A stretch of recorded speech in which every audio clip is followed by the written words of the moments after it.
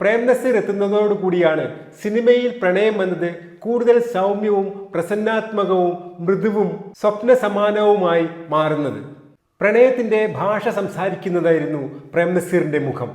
വിടർന്ന കണ്ണുകളും സൗമ്യമായ ചിരിയും ശാന്തമായ മുഖഭാവവും ഇവയെല്ലാം ചേർന്ന് പ്രേംനസീർ ഒരു സേഫായ വിശ്വസനീയനായ ഒരു പ്രണയ നായകനെ സിനിമയിൽ സൃഷ്ടിച്ചു. കടുത്ത വികാര പ്രകടനങ്ങളോ അക്രമാത്മക സമീപനങ്ങളോ ഇല്ലാത്ത കാമുകൻ. ഒരു നോട്ടത്തിലൂടെയും ഒരു ചെറുപുഞ്ചിരിയിലൂടെയും നിശബ്ദമായ ദുഃഖത്തിലൂടെയുമെല്ലാമായിരുന്നു പ്രേംനസീർ കഥാപാത്രങ്ങൾ പ്രണയം പറഞ്ഞത്.